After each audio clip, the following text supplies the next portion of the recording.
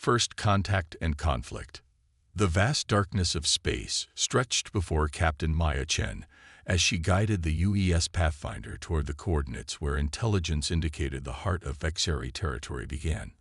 Humanity had spent decades developing faster-than-light travel, and now, as the commander of Earth's premier diplomatic vessel, Maya carried the weight of first contact with the most powerful known civilization in this sector of the galaxy. Final system checks complete, Captain. Lieutenant Rodriguez reported from the operations console. All systems nominal. We're detecting increased quantum fluctuations ahead, consistent with the advanced propulsion signatures we've been tracking. Maya nodded, her expression calm despite the tension coursing through her. At 38, she'd earned her position through a combination of tactical brilliance and diplomatic finesse, qualities that had made her the unanimous choice to lead this mission. Her dark eyes scanned the view screen as stars streaked by in brilliant white lines. Communications, broadcast our arrival message on all standard frequencies, she ordered. Let's make sure they know we come in peace. The message, carefully crafted by Earth's finest linguists and cultural experts, contained universal mathematical constants, simple pictographic representations of humans, and basic information about Earth, a greeting card to a civilization that might view them as little more than curious insects. The response came faster than anyone expected. The space before them shimmered, and 3 vessels materialized seemingly from nowhere. Their design defied conventional understanding. Crystalline structures that pulsed with internal energy, no visible propulsion systems, and a configuration that suggested their builders thought in geometries humans had yet to master. Captain, we're being scanned, the tactical officer announced, her voice tight. Energy signatures unlike anything in our database. They're penetrating our shields as if they weren't there. Before Maya could respond, the main view screen flickered, and an alien figure appeared. The Vexari representative had a vaguely humanoid shape, but with translucent skin that revealed complex circulatory and neural systems pulsing beneath. 4 eyes, arranged in a diamond pattern, studied them with clear intelligence. Unregistered species, the alien spoke, its voice coming through the universal translator with an oddly musical quality.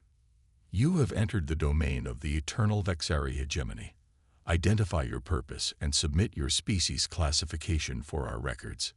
Maya stood, straightening her uniform. I am Captain Maya Chen of the United Earth Ship Pathfinder. We represent humanity, a spacefaring species seeking peaceful contact and cultural exchange. A sound that might have been laughter rippled from the alien. How quaint. Another primitive species stumbling into space. The hegemony acknowledges your existence and assigns you Tier 7 status, developing intelligences requiring supervision. The Vexari's eyes narrowed. You will follow our escort to Outpost Keldra for preliminary assessment and integration into the appropriate service category. Maya's diplomatic training kicked in before her indignation could show. With respect, we are not seeking classification or service assignments. We propose an equal diplomatic exchange tow. Equal? The Vexari interrupted, genuine confusion in its tone. Perhaps your translation matrix is flawed. There are no equals to the Vexari. There are only the Vexari and those who serve. Your naivety is noted and will be corrected during processing. The transmission ended abruptly, leaving the bridge crew in stunned silence.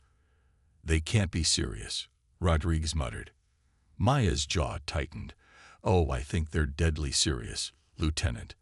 And that's going to be their first mistake. She turned to her communications officer. Send an encrypted update to Earth Command. Let them know we've made contact, and the Vexari appear to operate on a hierarchical dominance system. We're proceeding with caution. The Pathfinder followed the Vexari escort toward a massive space station orbiting a ringed gas giant. As they approached, Maya ordered passive scans of all transmissions. The intelligence they gathered painted a disturbing picture. The Vexari Empire spanned dozens of star systems, with numerous alien species effectively enslaved as workers, soldiers, and servants. At Outpost Keldra, Maya, and a small delegation were permitted to disembark under heavy guard. The station, their Vexari guide, who introduced himself as Assessment Officer Zephyr, led them to a vast chamber where 3 senior Vexari waited on elevated platforms. The new species representatives, Zephyr announced. Initial scans suggest limited telepathic ability, moderate intelligence, and technological development consistent with early space exploration. The central Vexari, distinguished by elaborate metallic ornaments embedded in its translucent skin, addressed Maya directly. "I am Overseer Kelthax. Your species has been preliminarily assessed for integration. Based on your physical capabilities and cognitive patterns, humans will be assigned to resource extraction and simple manufacturing. Your ship's technology will be studied and improved upon by our engineers." Maya maintained her composure. "Overseer, humans have a long tradition of self-determination. We seek trade and knowledge exchange, not assignment. Perhaps we could demonstrate." "Your traditions are irrelevant," Kelthax interrupted. "The hegemony has guided thousands of species to their optimal function within the greater whole. Resistance to categorization is a common primitive response. It will pass." During their 3-day assessment, Maya's team strategically gathered intelligence while appearing to cooperate. They observed the station operations, made contact with other subjugated species, and mapped the power structures of the Vexari civilization. Most importantly, they identified fractures in the system, species near rebellion, resources stretched thin across too many conquered worlds, and technological dependence on rare materials. On the 4th day, during a private moment in their assigned quarters, "Lieutenant, that's where you're wrong," Maya replied. "Humans specialize in the illogical, especially when our freedom is at stake. You categorize and subjugate. We adapt and overcome. It's what we do best." As she left the chamber, Maya knew the real challenge was just beginning. The Vexari wouldn't change centuries of dominance overnight. But the seeds of resistance had been planted, and humanity had made its first stand in the galactic community, not as servants, but as champions of liberty. The turning point. 6 months after humanity's first encounter with the Vexari hegemony, the UES Pathfinder had transformed from a diplomatic vessel to the command center of a growing interspecies resistance.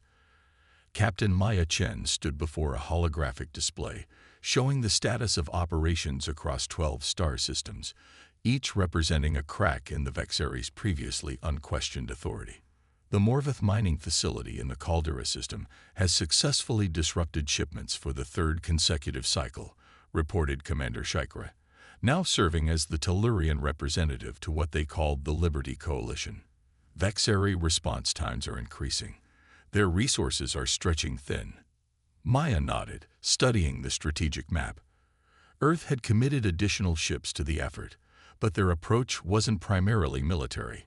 Humanity's greatest contribution had been organizational, creating communication networks, establishing supply chains, and developing decentralized resistance cells that the hierarchical Vexari struggled to counter.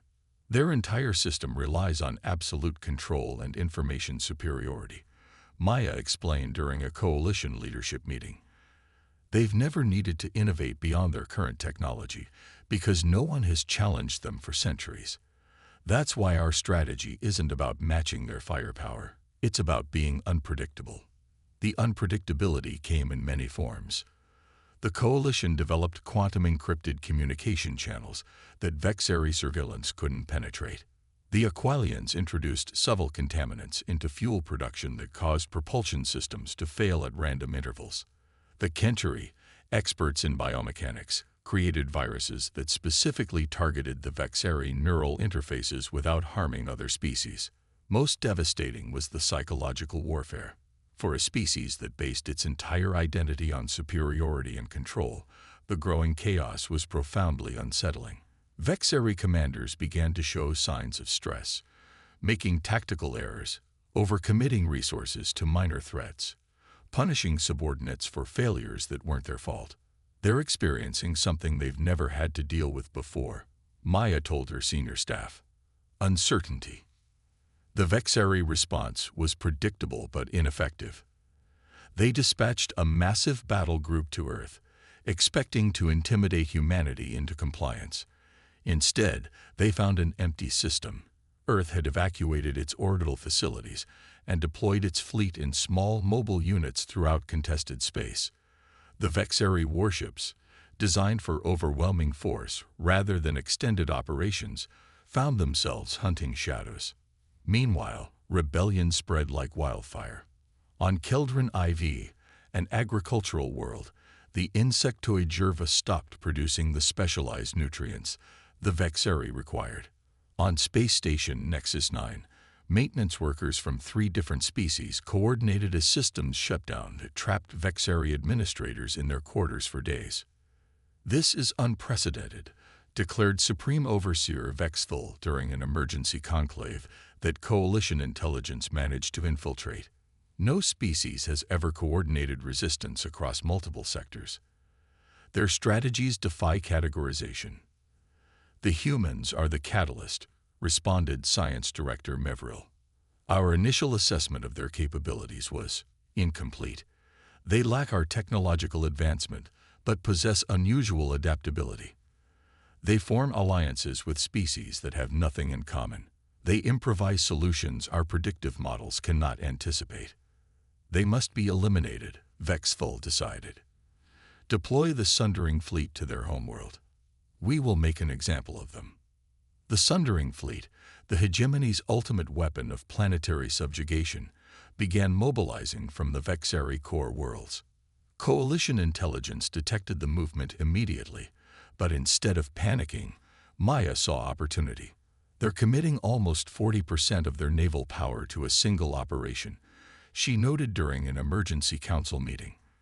"That leaves their supply lines vulnerable." The Coalition enacted what they called Operation Hydra, simultaneous uprisings on 23 Vexari-controlled worlds, coupled with targeted strikes against command and control nodes. The timing was precise, forcing the hegemony to choose between continuing their assault on Earth or responding to multiple existential threats to their authority. When the Sundering Fleet arrived at the coordinates for Sol system, they found not Earth, but a trap. Coalition ships emerged from hiding within Saturn's rings, from behind Luna, and from stealth positions throughout the asteroid belt. Led by Earth's most advanced vessels, they engaged the Vexari in a battle unlike any the hegemony had faced. The Vexari expected to encounter primitive weapons and tactics. Instead, they faced ships piloted by humans who had spent centuries perfecting the art of asymmetrical warfare, supported by Tellurian energy weapons, Morvath shield disruptors, and Kentari biological countermeasures specifically designed to target Vexari systems. Aboard the Pathfinder, now retrofitted as a command vessel, Maya coordinated the battle with cold precision. "They still think this is about technology," she told her mixed-species bridge crew. "They don't understand that we're fighting for something they've never valued: freedom." The battle lasted 3 days. When it ended, the once mighty Sundering Fleet was in disarray, not completely destroyed, but thoroughly defeated. More importantly, across the hegemony, the myth of Vexari invincibility had been shattered. On the 17th day after what became known as the Battle of Sol, a Vexari diplomatic vessel approached the Coalition flagship under a signal of truce. Supreme Overseer Vexthul himself requested an audience with the human commander. The meeting took place on neutral ground, an ancient space station built by a long-vanished species. Maya arrived with representatives from each Coalition member, a deliberate show of unity. Vexthul arrived with only 2 aides, his translucent form dimmer than in previous transmissions, the internal energy systems of his body clearly strained. "Captain Chen," the Supreme Overseer began, his melodious voice subdued. "The hegemony wishes to discuss terms for cessation of hostilities." Maya maintained a neutral expression. "The Coalition is prepared to negotiate, but not on the terms you're accustomed to. We don't seek integration into your hierarchy. We propose a new relationship, one of equals." Vexthul's 4 eyes blinked in sequence, a sign of deep contemplation. "Equality is a foreign concept to us. For 10,000 years, The Vexeri have guided lesser species toward their proper function within the cosmos. And for 10,000 years, you've stunted your own evolution. Maya responded. You've surrounded yourselves with servants instead of partners. You've mistaken compliance for harmony. The Supreme Overseer was silent for a long moment. Your species has accomplished something unprecedented. You've united beings who share nothing but their subjugation. You've turned our strengths against us. Perhaps there is something to learn here. The negotiations that followed transformed the sector. The Vexeri hegemony didn't collapse overnight. Systems of control that had existed for millennia couldn't simply disappear. But change began. Subject worlds were granted autonomy. Forced labor was abolished. A council representing all species was established to handle interstellar matters. 1 year after first contact, Maya stood on the observation deck of the newly established Harmony Station, watching ships from dozens of worlds dock and depart freely. Beside her stood Shikra, the Tellurian elder whose people had suffered longer than most under Vexeri rule. The Vexeri delegation has proposed a scientific exchange program, Shikra noted, crystalline features catching the light of the nearby star. They wish to understand how humans organize without hierarchy. Maya smiled. It won't be easy for them. Their entire society is built around categorization and control. The concept of collaboration between equals is revolutionary to their thinking. Yet they are trying. Shikra observed. This morning, I saw a Vexeri engineer working alongside Kenturi technicians, as colleagues, not master and servant. Small steps, but meaningful. That's how progress usually happens, Maya replied. Not in grand gestures, but in daily choices to see others differently. As they spoke, a newly commissioned Earth vessel docked at the station. Sleek, powerful, but bearing markings of multiple coalition species that had contributed to its design. It represented something unprecedented in this sector of the galaxy. Genuine cooperation between diverse intelligences. The Vexeri still don't fully understand what happened, Shikra commented. How their empire of millennia was fundamentally changed in just 1 year. Maya watched as the crew disembarked. Humans walking alongside beings from worlds light years apart, united not by force but by shared purpose. They underestimated what happens when you threaten human freedom. But more importantly, they underestimated what can happen when different species bring their unique perspectives together voluntarily. The station's central plaza now featured a monument commissioned by the coalition species, a simple obelisk inscribed with words in multiple languages. The human contribution was a quote that had guided Maya throughout the conflict.